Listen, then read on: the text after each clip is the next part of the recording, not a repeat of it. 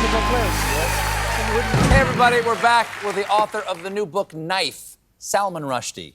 You dedicated the book to the people who saved your life. Who were they? Yes. Well, a lot of people saved my life. First of all, Henry Rees, who was the person on stage with me. Also, not a young man, a man in his 70s. Not like a great big guy, a frail. He ran across the stage and tackled a 24-year-old man with a knife.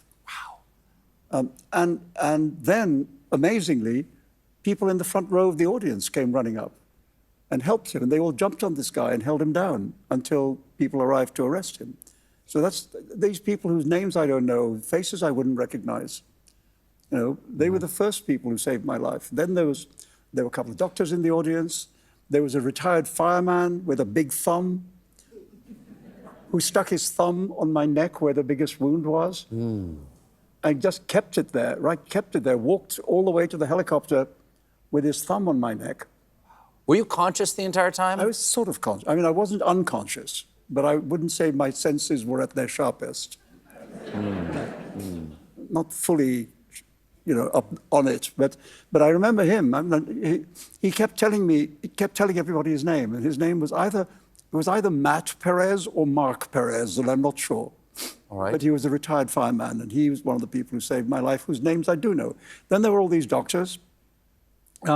There's 8 hours in the surgery, and the head chief surgeon had, as I say in the book, rather a gastronomic name. He was called James Beard. Oh, for those who don't know, he was a great chef, and there's a James Beard Award. At a foundation, that's all. Yeah. Anyway, he's also a surgeon in Erie, Pennsylvania. Wow. Well, in the book, you write about one way of understanding the situation around the satanic verses and sort of the threats against your life having to do with that book, which started when, in the late 80s? Or? 89. 89, okay.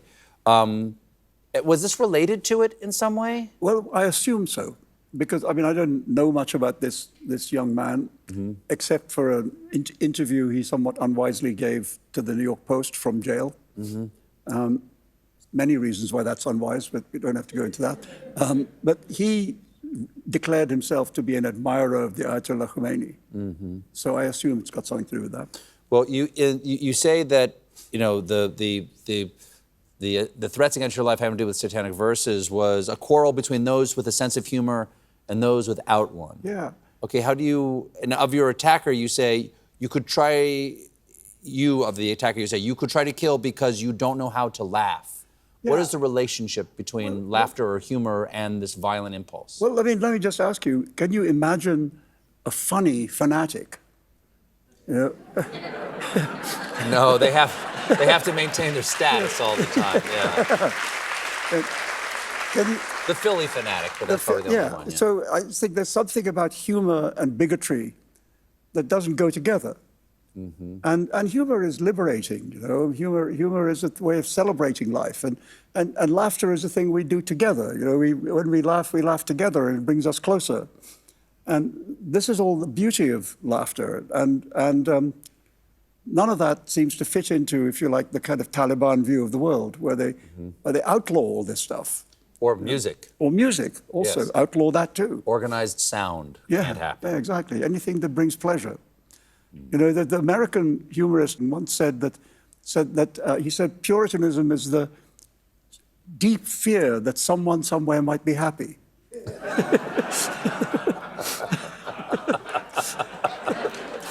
Well,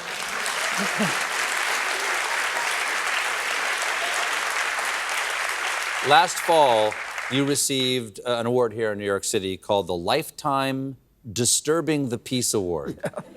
And then a few weeks before that, you won the German Peace Prize. Yeah. Which is it, Salman Rushdie? Peace or disturbing the peace? Pick a side. Well, it depends if you're speaking German or English. In German, I'm really peaceful.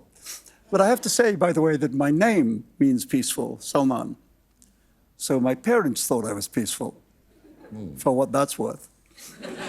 Well, the book is Knife. The man is Salman Rushdie. Thank you so much for being here.